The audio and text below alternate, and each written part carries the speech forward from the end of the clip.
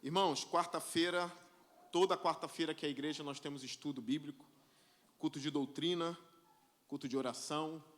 Então esteja conosco essa quarta.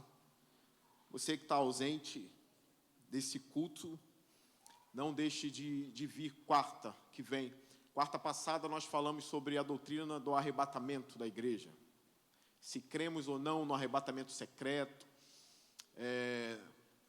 por que não cremos? Explicamos isso na quarta passada e temos novas doutrinas para a quarta que vem, então esteja presente e nós vamos estar também orando pelos enfermos, intercedendo ao nosso Deus, ouvindo alguns testemunhos que já chegaram a mim, então não faltem quarta-feira que vem.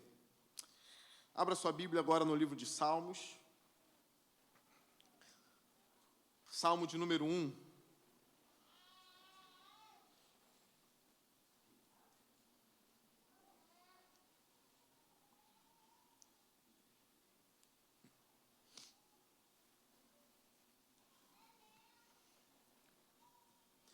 Salmo 1. Em breve trarei à igreja a nova série de pregações do domingo à noite. Espero que vocês estejam empolgados para saber. Salmo de número 1. O tema do sermão de hoje será os dois caminhos. Esse é o tema da pregação de hoje, os dois caminhos.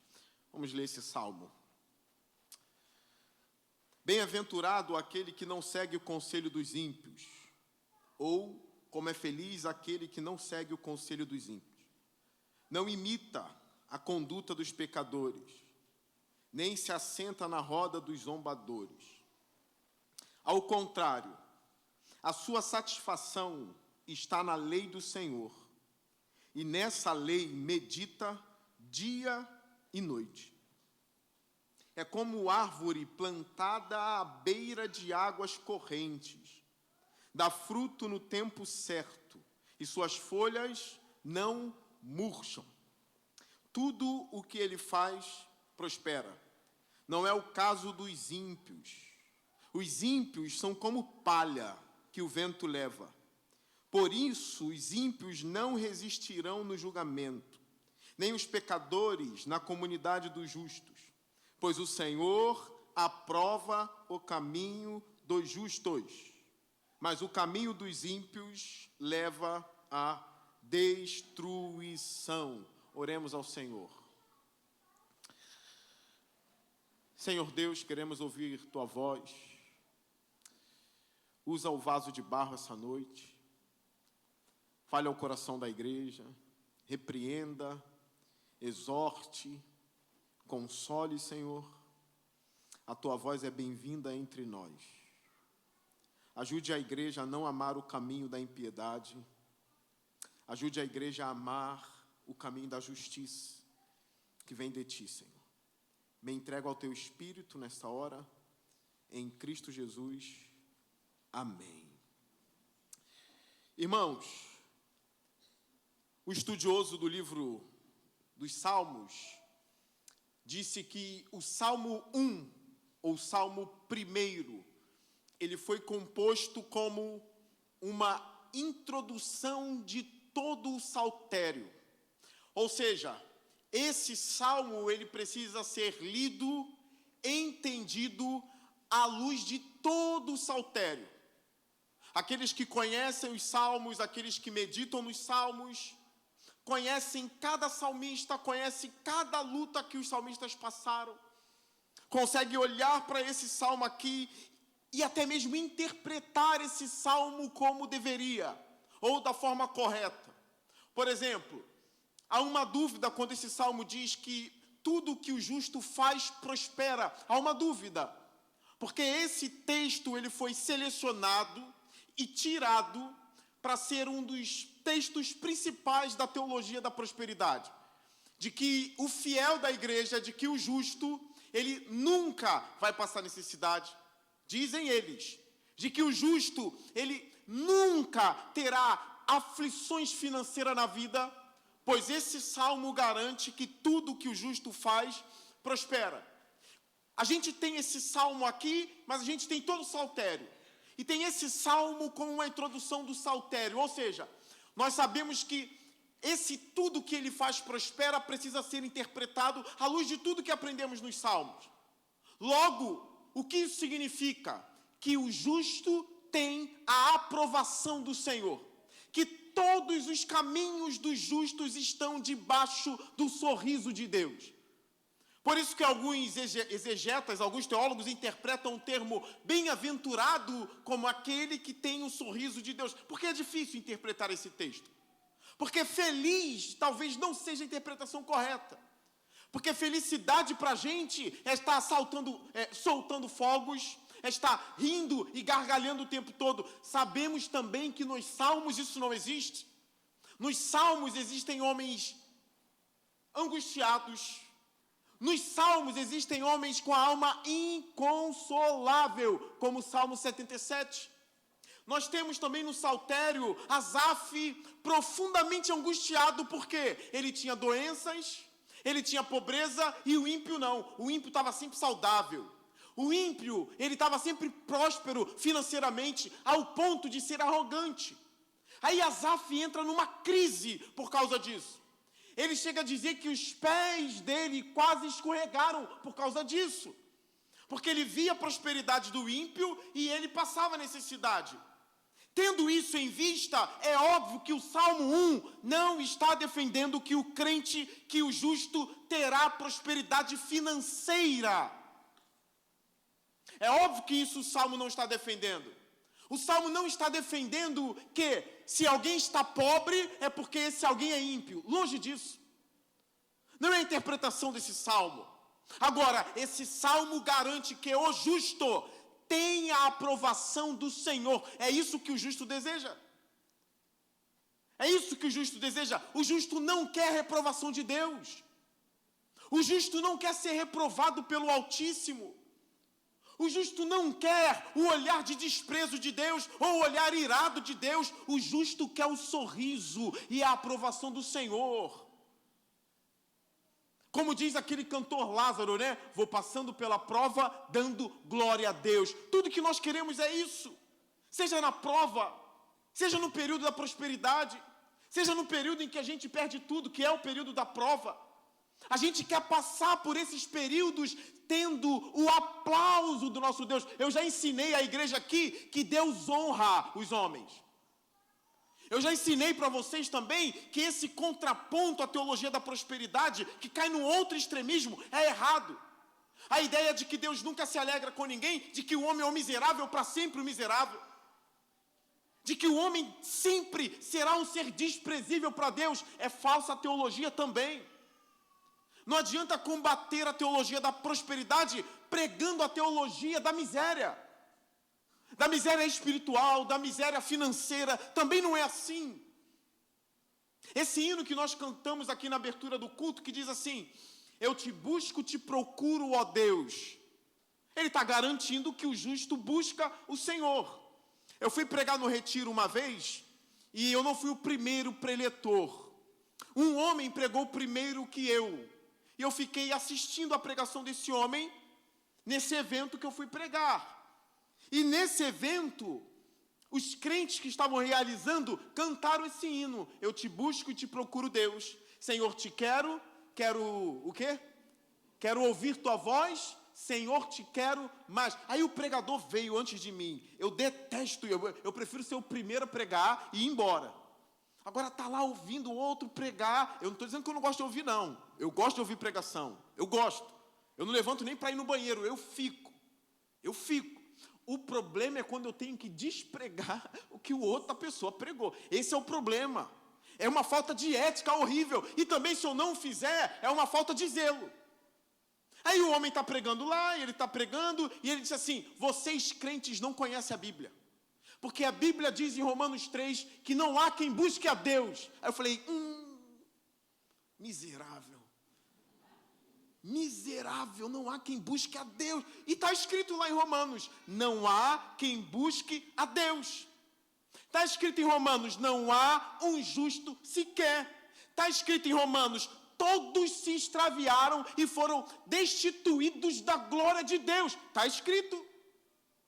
A pergunta que a gente faz para o texto de Romanos é: quem está nessa condição?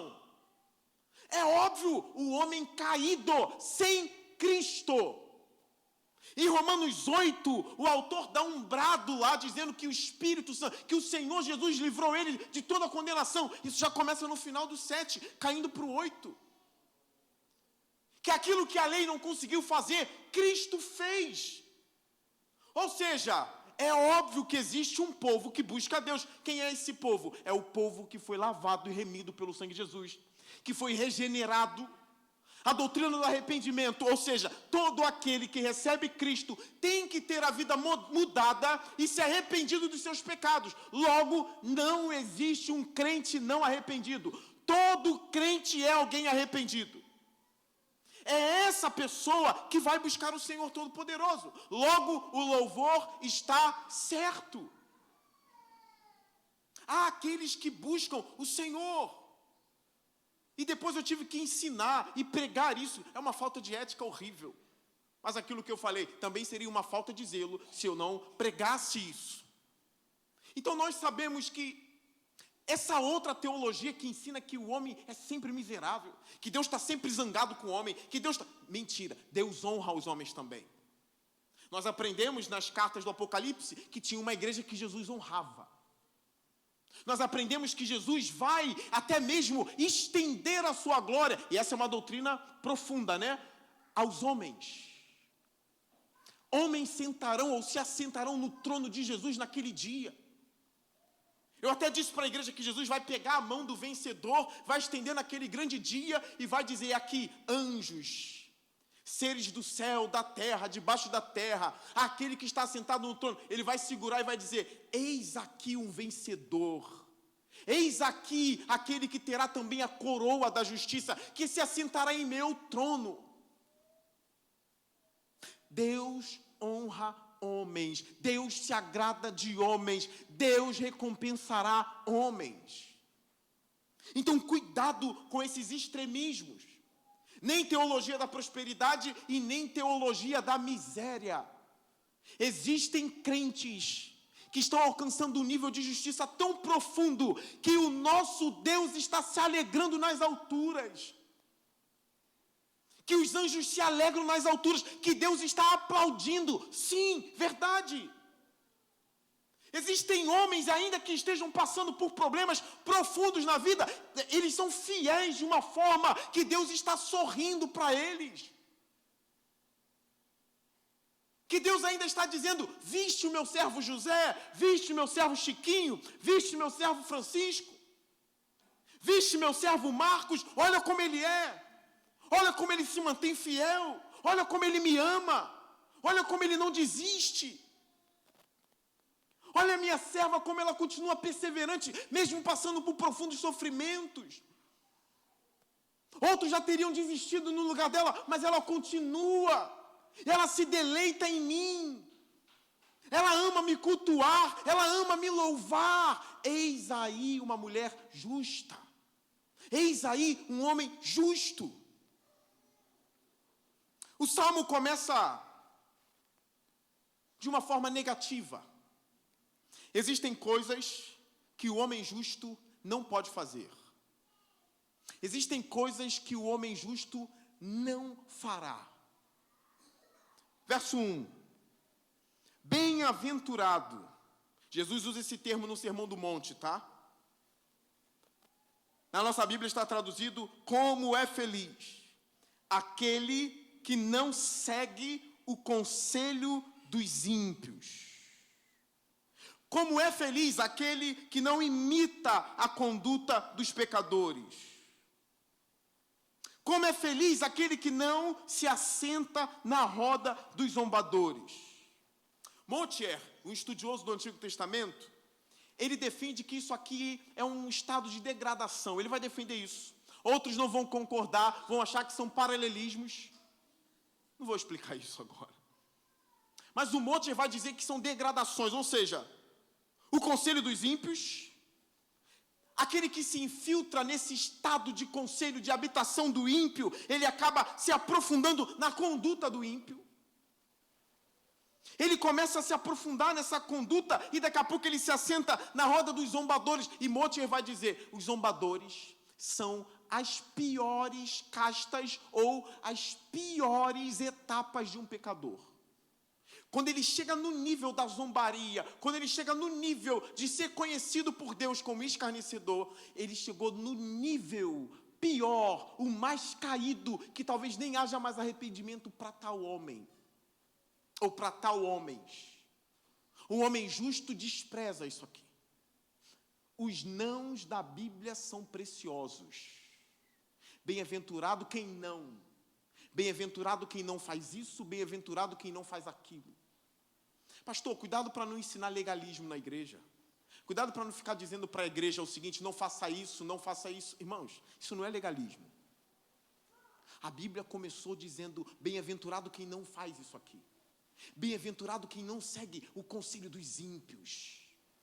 Seja um conselho como se fosse uma assembleia, ou seja realmente conselhos contrários ao que está no livro de Provérbios. Seja como for, os crentes não são guiados pela opinião dos ímpios, que são opiniões ímpias, necessariamente. Aqui eu tenho várias coisas para desmembrar, mas eu não tenho tempo para isso também, porque a gente vai entrar em questões. Pode o ímpio dar um bom conselho a alguém? A gente vai entrar nessas questões, e aí eu tenho que desmembrar muitas coisas. Então eu quero ir no alvo. Não ouça os conselhos do homem que não tem Deus. Eu já quero ir no alvo. Eu não quero entrar nesses meandros aí. Irmãos, eu preciso tocar em alguns pontos específicos para doutrinar a igreja. A gente tem vivido períodos de surtos de problemas mentais, problemas psicológicos. Com isso, a busca pelos psicólogos está aumentando. Alerta para os crentes. A probabilidade de estarem ouvindo conselhos que são contrários aos conselhos da palavra de Deus está aumentando.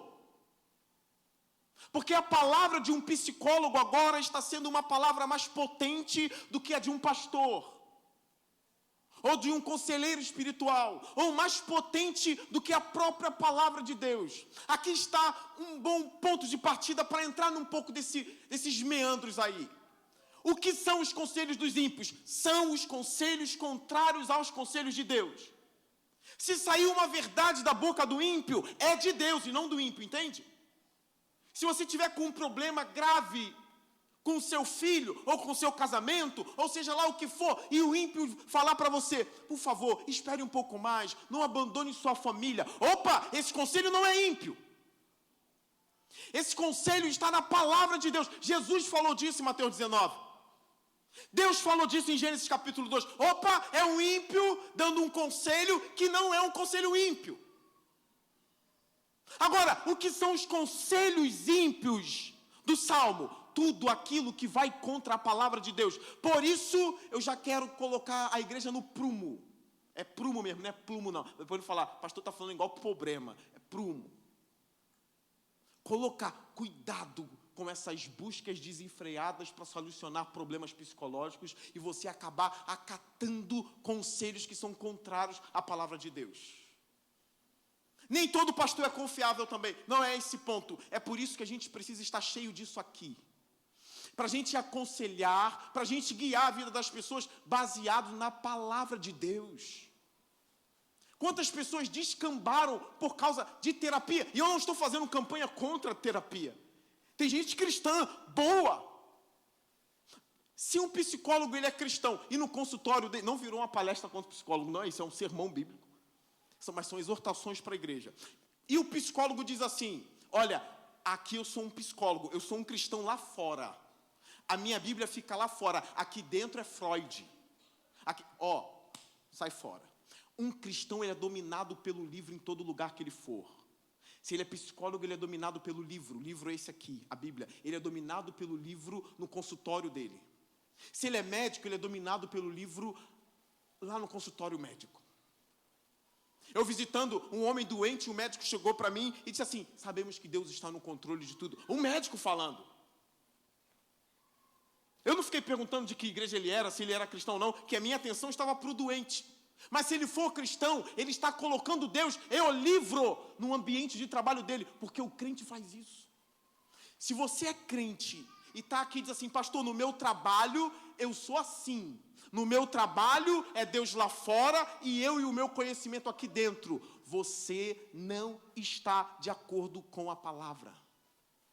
Você é uma vítima dos conselhos dos ímpios e se você já não estiver na qualidade de um ímpio.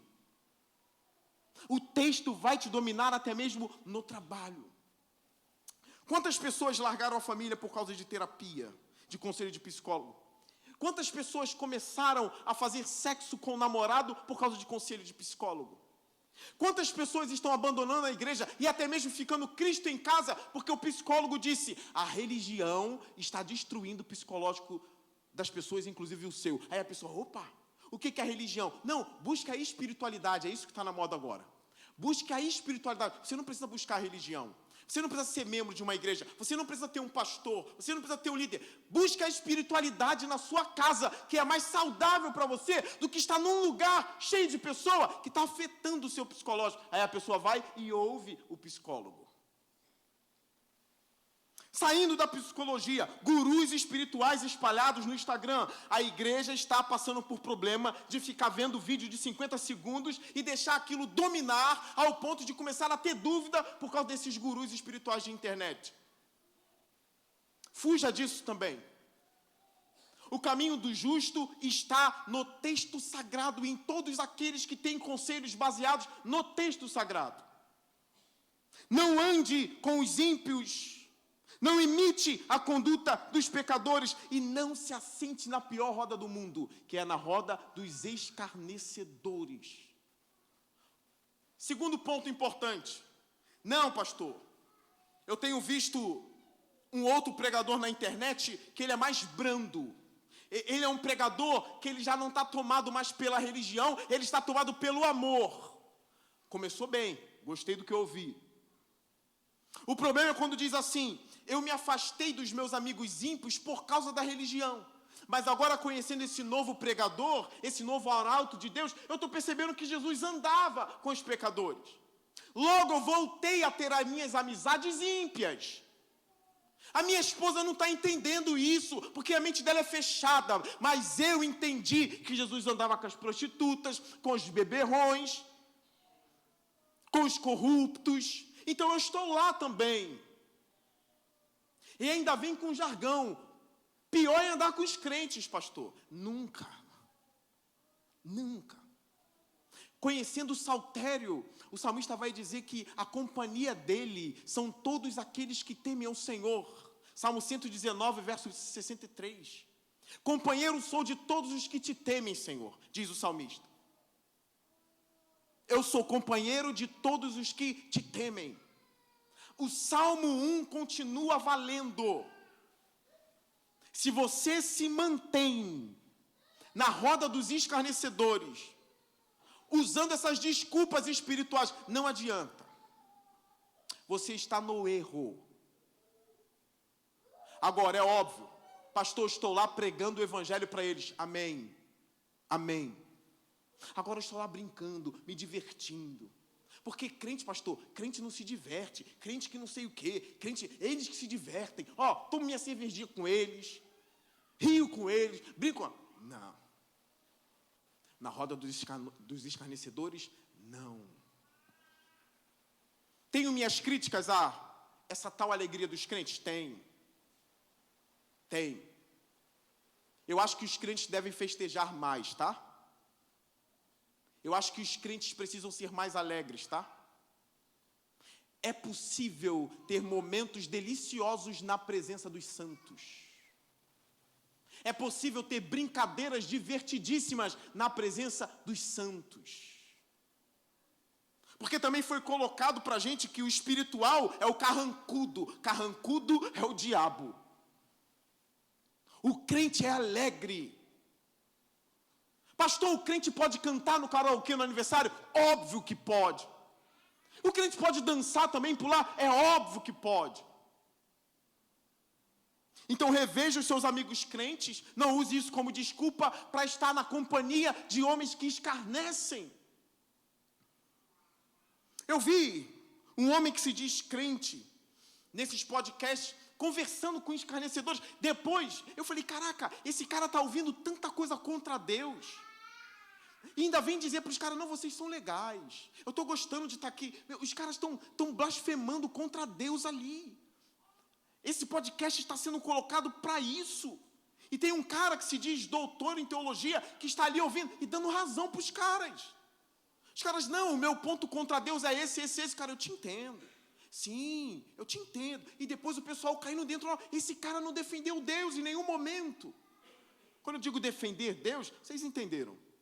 É defender a verdade ali. Não, Deus não é isso que você está dizendo.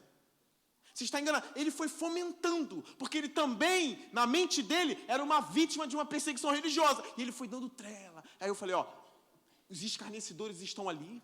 Tem um homem que se diz conhecer a Bíblia, ele está deixando os homens zombarem de Deus na frente dele. É melhor se retirar, então. Irmãos,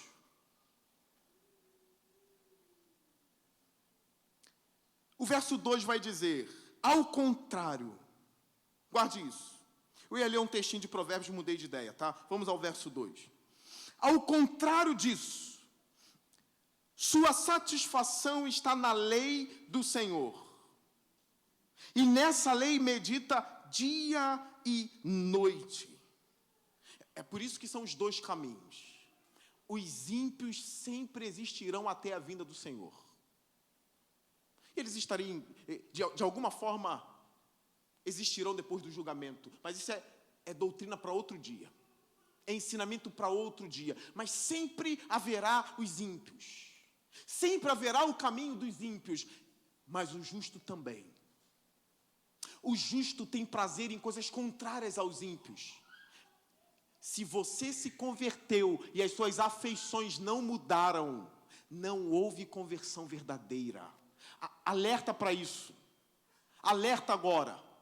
Se você diz que se converteu e as suas afeições não mudaram, a sua conversão não aconteceu.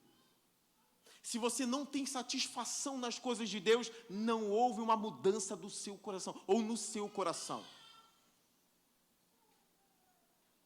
Edward já defendia isso. Há uma mudança nos afetos. Há uma mudança nas afeições. Não é só obrigação. Agora está na hora do louvor, eu tenho que cantar. Eu não queria cantar, mas eu tenho que cantar. Está na hora de oração. Eu não gosto de orar, mas eu tenho que orar. Está na hora do sermão. Eu não gosto de ouvir, mas eu tenho. Porque eu faço parte de uma igreja, eu sou isso, sou aquilo. Eu tenho que estar ali. Não é assim. Você pode passar por períodos de escassez espiritual. Você pode acabar passando por isso. Mas há em você uma satisfação pelas coisas do Senhor. Deve haver em você um prazer em Deus. Busque isso. Não apenas um rótulo de crente, mas busque prazer nas coisas de Deus. Diz, Senhor, eu quero ter prazer em Tua presença. Ou eu quero voltar a festejar em Tua presença. Eu quero voltar em ter alegria de ler as Escrituras, Senhor. Eu estou cansado de ler por obrigação, só para minha mente ficar em paz, dizendo, eu já fiz meu devocional hoje, aí estou em paz, mas está assim, tomara que esse devocional passe logo. Eu não quero pegar na minha Bíblia, mas eu vou pegar só para vencer o diabo. Diz para Deus, eu quero voltar a ter prazer na Tua palavra. Eu quero voltar a ter prazer na Tua lei, Senhor. Eu quero voltar em ter prazer em botar louvores da minha casa de novo. Eu quero prazer em voltar a ir com alegria para a Tua casa. Como aqueles crentes do passado que eram pobres, mas engraxavam o sapato para ir para o culto. Colocavam a melhor roupa que tinha e vinha cantando enquanto marchava nas ruas até chegar no templo. Podia estar faltando dinheiro, mas não estava faltando satisfação em Deus. Não seja assim, igreja. Que a gente seja uma igreja que tenha prazer das coisas do nosso Senhor. Paulo diz que ele vai receber a coroa, e também todos aqueles que amam a vinda do Senhor receberão a coroa. Só que tem um ponto aí que eu falei tão rápido e talvez você não percebeu. Todos aqueles que amam a vinda do Senhor. Você se assusta com o fato de que Jesus realmente vai voltar? Estudamos isso quarta-feira. Você se assusta ou isso te traz esperança? De ver a face do Cordeiro, de ter prazer na espera. A alegria de saber que vai encontrar o teu Deus e vai viver com Ele para toda a eternidade. Isso causa o que no seu coração? Indiferença ou esperança? O que isso causa? O que a exposição das Escrituras causa em você? Reveja. Porque eu sei que pode ter crente assim: eu não tenho prazer em nada que tu disse das coisas dos ímpios, pastor. Eu não tenho prazer de nada disso. Mas se você for honesto, você vai dizer: pastor, eu também não tenho prazer em nada do Senhor. Eu estou com algum problema então. E eu vou fazer uma pergunta: você já teve prazer nas coisas do Senhor? Ah, ficarei feliz se você disser: eu já tive. Eu já tive. A minha preocupação vai vir lá no alto se você disser: me converti, me batizei e nunca tive prazer nas coisas de Deus. Complicado.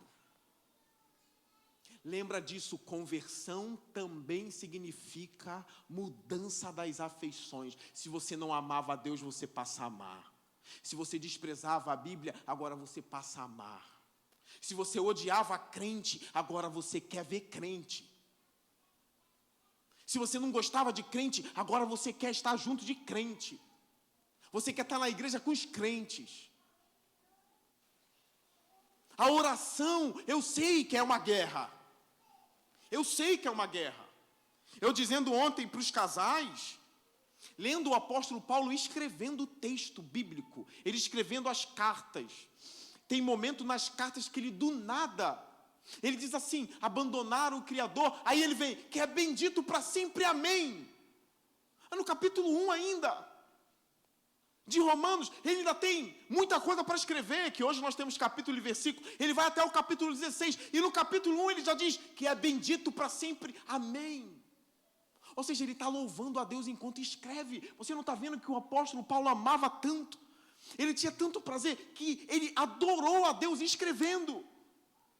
Ele não precisava colocar aquilo ali no texto. Aquilo ali é a paixão de Paulo pulando e exalando no texto. E a igreja vai ler e vai ver a hora de Paulo, que nem está presente ali, dizendo que é bendito para sempre, amém. Momentos de oração. Já teve momentos de eu estar orando ao nosso Deus. Isso eu não falo para me gloriar, mas eu falo também para incentivar você. De tanto pedir, aí vem uma hora dizendo assim: Senhor, o teu Espírito é minha preciosidade. Já é a doxologia na sua oração, já são louvores na sua oração. Um momento que você para exaltar a Cristo. Um momento que você para a oração para dizer: Senhor, venha ao teu reino, pois tu és bendito e glorioso para todo sempre, amém. Só que você não encerrou a oração. O seu amém já foi um amém de maluco ali, entende? Entre aspas. Como se você estivesse no coro da igreja dando um amém, mas você está sozinho, só que você está dando amém para a própria afirmação. Tu és bendito, amém e amém. Aí a oração começa a ficar boa, aí você já coloca um louvor. Eu aprendi de um pastor uma vez: está com dificuldade de orar ou de ler a palavra? Bote um louvor. Antes de começar a ler, bota um louvor, 4 minutinhos. Pega aquele louvor, obviamente bíblico, que tem a lei do Senhor perfeita, presente no louvor, tá? Vigia. Não vai botar esses louvores malucos que tem por aí, não. Louvor é um hino a Deus. Você vai botar e você vai louvar. Você começa a preparar a sua alma para se encontrar com a palavra de Deus. Há preparação para muitas coisas em nossas vidas. Precisa haver preparação para a leitura. Preparação para a oração. Os puritanos diziam: orem até começar a orar. Olha isso. Orou, a desatenção foi embora. Continua. Pastor, isso não foi oração. Continua. Ore até começar a orar. Não, ainda não valeu essa oração. Ore, está mecânica demais. Ore até começar a orar. Warren Wiersbe diz o seguinte: se falarmos com o Senhor sobre a sua palavra, a palavra falará conosco sobre o Senhor. Ele tem toda a razão. Se falarmos com o Senhor sobre a palavra, incluir a palavra nas orações, meu Deus do céu, não tem, pastor, não tenho assunto com Deus. Bom, tu não lê Bíblia? Como não tem assunto com Deus? Pastor, Deus já sabe todas as minhas causas, eu nem preciso ficar orando mais. Meu Deus, ora a Bíblia. Leia, quer um conselho para você aprender a orar? Leia todo o Salmo 119. Aqui está o meu conselho. Leia todo o Salmo 119, todo, é o mais longo da Bíblia. E você vai ter palavras suficientes para a oração. Tem uma parte nesse salmo que diz assim: desvia os meus olhos das coisas inúteis, Senhor. Olha, tu aprendeu. Inclina meu coração à tua palavra e não à cobiça. Aprendeu. A tua palavra é lâmpada para os meus pés e luz para os meus caminhos. Você começa a orar o texto. E nada melhor na oração do que os salmos. A satisfação do justo está na lei do Senhor. Logo, isso aqui serve de uma peneira para a gente saber quem é a gente mesmo. Para a igreja saber se ela está no rumo ou não está no rumo. A nossa satisfação está na lei do Senhor. E nesta lei, medita dia e noite. Esse mesmo autor que eu disse, sobre esse texto aqui, ele comenta o seguinte: uma das fontes de energia, lembra isso? Uma das fontes de energia é a meditação. Uma das fontes de energia é a meditação na palavra. As outras fontes são oração e comunhão com o povo de Deus. Mas uma das fontes é o Warren Wiersbe não vai dizer a leitura necessariamente, ele vai dizer a meditação da palavra. Não adianta ler e a palavra pular da sua mente. Não adianta ler. Por exemplo, se eu estou alimentando ódio ao meu irmão, o que deve vir na minha mente? A palavra de Deus. O que vai vir? Caim matando Abel. É isso, irmãos. A mente do crente funciona assim. Estou tendo ódio do meu irmão em Cristo. Ódio dele. Aí o que vem na minha mente? Caim e Abel. Estou imitando alguém. Eu estou imitando a conduta de alguém. De quem? De Caim, Senhor. Senhor, não me deixa ser Caim, não. Aí, a Bíblia que vem na minha mente, ela já se transforma em oração. Quando eu falo para Deus sobre a palavra me fala para mim sobre Deus. Caim, não deixa esse pecado te dominar, Caim. E aí começa essa meditação. Se eu pensar em me desviar e ir para as coisas do mundo, eu vou lembrar lá do texto de Marcos capítulo 8, o que adianta ganhar o mundo inteiro e perder a sua alma? Aí aquilo vai ficar na minha mente. Senhor, não quero perder minha alma. E aquilo está na minha cabeça. É assim que a mente do crente funciona. Eu quero me afastar, eu quero me desviar. Aí Jesus diz: homem, homem, mulher, mulher, o que adianta ganhar o mundo todo e perder a sua alma? Aí eu lembro que é importante. Aí eu volto para o prumo. Estou cheio da palavra.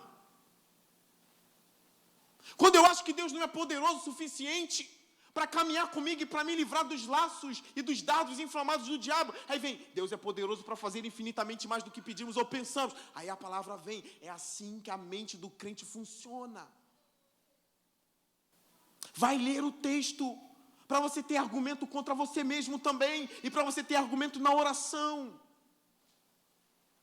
Jesus está demorando muito, eu acho que os ímpios estão certos, eu acho que isso tudo é um mito. Aí lembra de Pedro: olha, haverão homens que vão atentar contra Jesus nos últimos dias. Não sabeis vós que para Deus um dia é como 1000 anos, e 1000 anos como um dia? Aí você vai lembrar: caramba, eu estou fazendo uma contagem humana. Ele disse que vem em breve, mas o breve dele não é o meu breve. Tem também um poder teológico envolvido aí.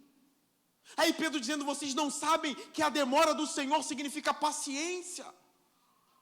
Aí você começa a trabalhar e colocar sua mente de novo no lugar. Eu já contei para os irmãos um testemunho meu, já pastor da igreja, eu quero contar de novo, porque eu sei que vai edificar a sua vida. Eu estava num período de aridez espiritual. A aridez, aí eu olhava para a Bíblia, irmãos, eu abria a Bíblia, aí me dava uma náusea, uma coisa estranha, aí eu fechava. Eu falei: eita! Aí eu via as coisas de Deus, eu falei: isso não está fazendo efeito em mim. Eu estou lendo isso aqui, isso não está fazendo efeito em mim. O que está acontecendo? Aí eu fechava. Aí um outro dia eu olhei para a Bíblia que estava na minha mesa, eu olhei e ela me olhou. Aí eu olhei para ela me olhou. Aí eu falei assim, eu vou ler por ler. Porque eu sei que não vai mudar nada. Eu sei que eu vou ler e vou sair árido do mesmo jeito que eu estou. Eu estou como uma terra seca. Como o salmista do Salmo 42, eu estou como uma terra seca, sem água. Senhor, eu estou como um deserto, não tem água. Aí eu olhei para a Bíblia, dizem que é água, mas eu leio e continuo com sede. Aí eu olhei e ela me olhou, eu falei, só para testar a Deus, olha só, na cabeça de um pastor, essas maluquices. Para vocês terem noção de como é a batalha. Eu falei, é só para testar o Senhor. Aí eu fiquei naquela luta, eu também, como diz o Lucas, né? Eu não defendo uma bibliomancia, acertei o termo? O que é uma bibliomancia? É você abrir, fazer assim com o dedo, opa! Pedro voltou-se e viu que o discípulo a quem Jesus amava o seguia, opa! O que esse texto quer dizer comigo? Se vira para entender, bibliomancia, sai botando o dedo. Quer ver? Vou abrir a Bíblia do nada aqui, o que vier Deus está falando comigo. Que isso? É tarô? É tarô cristão? É tarô? O que vai acontecer comigo nessa semana? Ai, meu Deus, vamos lá. Senhor, o que vai acontecer comigo? Portanto, humilhem-se debaixo. Meu Deus, eu tenho que me humilhar, Senhor, onde eu estou? Eu não faço isso. Aí eu disse, eu tenho que ler o texto. Eu vou ler o quê? Aí eu falei, eu vou começar a ler o texto de Atos. Eu vou ler o livro de Atos. Aí eu comecei no capítulo 1 de Atos. Aí eu estou lendo o capítulo 1 de Atos. Aí chega na parte, no versículo 11... Versículo 10, e eles ficaram com os olhos fixos no céu enquanto Jesus subia. Aí eu comecei a ler, eu li o capítulo todo. Aí cheguei nessa parte, eu comecei a ler. Aí eu falei, caramba, esse é testemunho dos caras que afirmaram ver. E eles começaram a ver Jesus subindo. Aí eu comecei a ler, e os olhos deles fixos no céu enquanto ele subia. De repente surgiram diante deles 2 homens vestidos de branco. Que lhes disse, Galileus, Galileus, por que vocês estão olhando para o céu? E eu comecei a entrar no texto. E o texto começou a entrar em mim, e eu entrar no texto. Aí, parecia que não eram mais 11, era 12 comigo lá, vendo Jesus subindo e 2 varões vestidos de branco. Porque Judas não estava mais aqui, né? Este mesmo Jesus que dentre vocês foi elevado aos céus. Aí eu estou lendo, minha alma estava árida ainda. Mas eu comecei a me envolver no texto. Aí quando o anjo disse, ele voltará da mesma forma como vocês viram subir. Irmãos, a minha alma começou a ser inundada pelo Espírito. Na hora, uma frase... E aí eu comecei a chorar. Falei, Senhor, não estou no deserto não. Agora começou a vir uma cachoeira dentro de mim. Eu comecei a lembrar da vinda do Senhor. Eu comecei a lembrar que Ele andou nas ruas da Galileia de verdade. Que os homens viram Ele. Aí a fé foi renovada. Na meditação das Escrituras. Lendo, sem bibliomancia. É texto bíblico. É ler contexto. É botar a mente no texto. Botar o texto na mente e caminhar. A minha fé foi renovada. Falei, o meu Jesus vai voltar. Porque Pedro viu ele subir. Porque João viu ele subir. E esses homens morreram. Derramaram o sangue deles dizendo, é verdade. Eu vi ele vindo dos mortos. E eu vi ele subir aos céus. E agora eu vou pregar isso ao mundo todo. Aí Pedro morre. João é levado para a ilha de Pátimos. Tiago é morto pela espada de Herodes. Esses homens não mentiram, eles comprovaram pelo sangue deles que tudo que eles viram e pregaram é real e aconteceu em Jerusalém, que existe, está até hoje. Que esse homem era um judeu, eles viram morrer, eles viram ressurgir e eles viram subir aos céus e os anjos dizendo, calma, vocês viram ele subir e da mesma forma ele vai descer. A minha espera por Jesus aumentou de novo. Ao contrário, a sua satisfação está na lei do Senhor. E nessa lei medita dia e noite. Dia e noite. Se você quiser chamar isso de fanatismo, então o fanatismo é bíblico. Pastor, isso é fanatismo, pastor. Esse negócio de ficar meditando dia e noite, isso é coisa de fanático. Se você está chamando de fanatismo, então é fanatismo. E o fanatismo, então, é bíblico. Se é para pensar dia e noite, é para pensar dia e noite. Traz a Bíblia de volta para a sua mente. Traz a Bíblia de novo para a sua casa. Olha a ilustração que o salmista coloca aqui. O salmista coloca no verso 3. Ele é como uma árvore plantada à beira de águas correntes. Irmãos, o crente que tem contato com a palavra de Deus, ele é como uma árvore plantada no lugar certo. onde tem água para nutrir ela. Às vezes assim, eu estou árido, minha fé não é meia, eu não sinto a palavra de Deus, não sei o quê. Mas tu lê Bíblia, tu ora, tu medita. Não. Lembrando do conselho do Wisby, é uma fonte de energia, mas a oração e a comunhão com o povo de Deus também são fontes de energia, tá? Eu tenho uma tese.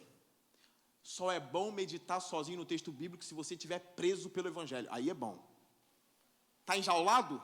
Tem mais ninguém? Pastor Leonardo, traz minha Bíblia. Entra aqui e traz minha Bíblia. Aí sim. Aí eu vou cantar louvor sozinho. Aí sim. Está preso? Tu está preso aonde? Está enjaulado aonde? Pelo Evangelho. Está aonde? Não estou não. Então vem para a igreja cantar. Vem para a igreja ouvir a palavra. Vem para a igreja orar junto dos irmãos. Está preso? Não está preso? Vem para a comunhão dos santos. Vem para a comunhão do povo de Deus. Vem no lugar onde a Bíblia está sendo pregada. Se você não gosta, eu vou orar para você ser preso pelo Evangelho. Você vai ler todo dia a Bíblia. Vai ser você, uma cama de pedra e uma Bíblia. Tu vai ler. Se tiver um radinho, então, vai ser só na 93 FM. Vou falar da 93, para não falar da outra. Os sábios entenderão. Os sábios entenderão. A outra é concorrente, estou brincando, né? Não.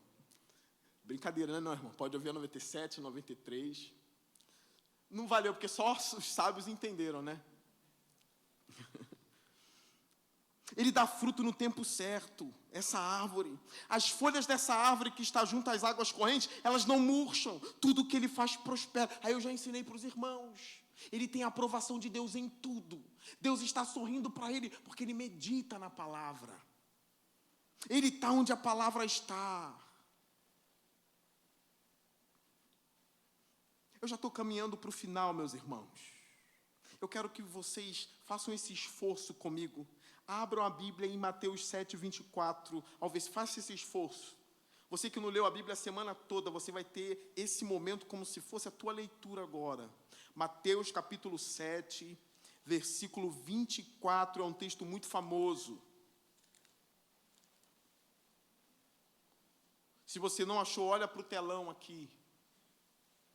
Olha o que o texto vai dizer, versículo 24 de Mateus 7. Portanto, quem ouve estas minhas palavras e a igreja diz, pratica.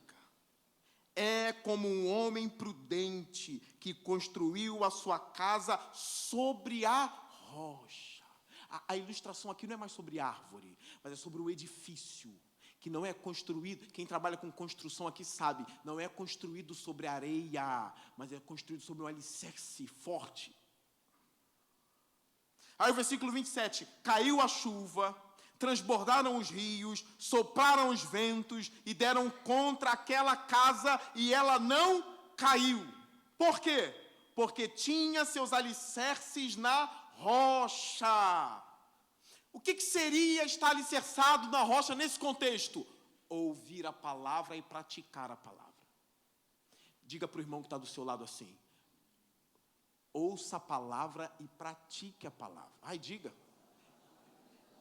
Ô, Henrique, eu não vi você dizer aí não, diz aí. Ouça a palavra. Isso vicia, eu já falei. Isso vicia, fazer isso vicia. O que é ter a casa sobre a rocha? Quem é esse? É o que ouviu e praticou. Pastor, estou com dificuldade de me manter na fé cristã. Ouve e pratica. Começa. Ouve a palavra e põe em ação. Começa. Vai fazendo isso. Jesus continua no versículo 26. Mas quem ouve estas minhas palavras, ambos estão ouvindo. Ambos estão ouvindo e outra, estão ouvindo do mesmo homem. Estão ouvindo de Jesus. Estão ouvindo do Deus encarnado, ambos. Mas aquele que ouve as minhas palavras e não as pratica, é como um insensato que construiu a sua casa sobre a areia. Caiu a chuva, transbordaram os rios, sopraram os ventos e deram contra aquela casa. Qual é o resultado? E ela caiu. Mas eu ouvi a Jesus, mas não botou em prática. a casa cai. Ela caiu. E a complementação do texto, e foi grande a sua queda. Quando Jesus acabou de dizer essas coisas, as multidões estavam maravilhadas com o seu ensino. Ah, meu Deus, todo mundo aqui ouviu. A multidão ficou maravilhada. Mas será que todos nessa multidão foram salvos? Eu não sei. Ou sei e não vou dizer hoje. Versículo 29. Porque ele as ensinava como quem tem autoridade e não como os mestres da lei. Ele ensinava com autoridade. Mas se você ouve e você não coloca em prática, não serve para nada. Voltando para o Salmo 1. Quem medita na palavra, quem tem satisfação nas coisas do Senhor, ele é como uma árvore plantada. Ele não imita os ímpios, ele não está na conduta dos ímpios, ele não tem a conduta dos ímpios, ele não gosta de estar na roda dos escarnecedores, ele gosta da palavra, ele gosta de obedecer a palavra de Deus. Aí ele é uma árvore junto às águas correntes. As folhas não murcham, tudo que ele faz prospera. Aí vem a parte final do Salmo. 2 caminhos, olha o caminho dos ímpios. Não é o caso dos ímpios. Os ímpios não são árvore. Os ímpios não são árvore plantada a ribeiro de água. Os ímpios não são. Não, pastor, eu conheço o ímpio que é. Ele não é. Só é árvore plantada a ribeiro de água quem conhece a palavra e ama a palavra. Não é o caso dos ímpios, diz a palavra de Deus. Agora, qual é a ilustração para os ímpios? A ilustração para os santos, eles são como árvore. Uma árvore plantada aos ribeiros. E o ímpio é o quê? O ímpio é palha. O ímpio não é árvore. O salmista chama o ímpio de palha. O ímpio é como a palha. O que acontece? Que o vento leva. O vento arrasta a palha. Isso é o ímpio. Verso 5. Por isso os ímpios não resistirão no julgamento. O Salmo 1, a abertura do Salmo. A abertura do saltério. O homem de Deus disse que esse Salmo é o porteiro fiel, confrontando todos aqueles que querem congregar. Para quem lê o Peregrino, sabe que tem esses nomes, né? Esse Salmo ganha vida, ele vira tipo um personagem, não no livro Peregrino. Estou falando um comentário desse determinado autor. E ele é chamado de o porteiro fiel. Ele é o primeiro do saltério. Quer conhecer o saltério? Passa por mim. Quem é você? Eu sou o Salmo 1. E você vai falar do quê? Do justo e do ímpio, da santa palavra de Deus. E ainda falo do julgamento. Eu sou o porteiro fiel dos salmos. E eu confronto todos aqueles que querem entrar. Nesse confronto, ele é muito claro. Os ímpios não resistirão no julgamento. Pastor, nenhum ímpio. Nem os pecadores na comunidade dos justos. Por quê? Verso 6. Porque o Senhor aprova o caminho dos justos, mas o caminho dos ímpios leva à destruição. Em outras palavras, Deus reprova o caminho dos ímpios. Cuidado com isso. Estou vendo a vida do ímpio lá, está muito boa. Ah, como eu queria ser como ele. Vai para o Salmo 1, que é o porteiro fiel do saltério. Grava isso. O Salmo 1 é o porteiro fiel do saltério. Vai lá que ele vai dizer o fim do ímpio. Está vendo as festas dele? Eu já disse aos irmãos outros tempos aí. Eu não tenho inveja nenhuma de quem vai para a balada, quem bebe, quem dorme com 5, quem dorme com 10, quem usa... Eu não tenho inveja nenhuma. Pastor, tu é um careta porque tu gosta de café e bolo de fubá e de resenha com os irmãos. É isso mesmo. Eu gosto mesmo. Não preciso dessas coisas aí, não. Para ser feliz tem que ter orgia. Meu Deus. Para os ímpios é. Período eleitoral. Quanta corrupção. E os caras agora estão vibrando. Daqui a pouco começam os fogos quando sai o resultado. A alegria, a corrupção. Não querem saber. Em São Paulo teve um que desviou coisa de merenda de criança. Tão ricos. Olha, pastor, olha os ímpios esperando. Não tenha inveja. Igreja, nunca tenha inveja de ímpio. Nunca tenha inveja de ímpio. Porque o ímpio não vai resistir o dia do julgamento. A nossa satisfação está em ser aprovado por Deus, é isso. É de chegar frente a frente ao meu Deus, e quando eu chegar na sala do trono, eu ser recebido com um sorriso do Deus eterno. Imagina, servo bom e fiel, entre no meu gozo eterno, servo bom e fiel, justo, homem honrado, mulher honrada, mulher que me ama, entre no meu gozo eterno. Não inveje os ímpios. Homens, não tenha comportamento ímpio. Não ande com os zombadores, abandone essas companhias. Mulheres, as mesmas coisas, andem com as santas. Olha como as santas se vestem, se vistam como elas. Homens ímpios estão te olhando como alguém que está doido para devorar. Cubra-se. Isso não é legalismo. Cubra-se, se vista, não é só na igreja não, é onde você estiver. Você está imitando aquele que eu disse no início, no meu consultório é Freud, lá fora, na igreja é roupa de crente, na rua é roupa de mulher estranha. Não falar outra coisa. Você é crente lá fora, é crente... Dormir, tu pode dormir em paz. Mas na rua, roupa de crente. Roupa de crente. Os homens é a mesma coisa. Na rua, comportamento de crente. Não fica olhando muito para o lado direito e o lado esquerdo, não, procurando um alvo. Tu é crente, tu não é ímpio, não. O ímpio que anda igual a coruja. Já viu a coruja? O infeliz não quebra nem o pescoço. A cabeça vira. Lembra, se você tem satisfação em Deus, nesse momento você demonstra que ama o Senhor. Os ímpios não vão resistir no julgamento, os santos resistirão no julgamento do Senhor, porque os santos são árvores. Temam a Deus, meus irmãos, temam a Deus, façam o bem, ame Jesus, ame Jesus. A vida de crente não é ficar dando chicotada, fazendo penitência, não. É uma vida muito boa. Ame a Deus, ame o próximo, ame Jesus e viva. Dance, brinque, festeja. Venha para o culto alegre, sorria, se divirta, mas ame Jesus. Ame a palavra do Senhor, medita, tudo que eu ensinei para vocês aqui, faça. Caminhando para o final, e é o fim do sermão de hoje,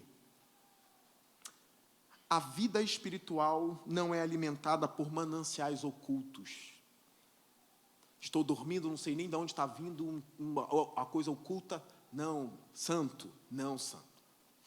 A vida do crente não é alimentada por mananciais ocultos. Você sabe que a Bíblia é um manancial, que a oração é um manancial e que o culto público é um manancial. Grava isso. Você não é alimentado por meios ocultos. É pela palavra. É estar no meio do povo de Deus, cantando, ouvindo e orando a palavra. Ponha isso no coração. E ore ao seu Deus dizendo: Senhor, eu quero sair desse culto tendo prazer em Ti. A minha escassez vai embora quando o meu coração Te amar de todo ser. Ser crente é amar a Deus sobre todas as coisas. Curve a cabeça, vamos orar.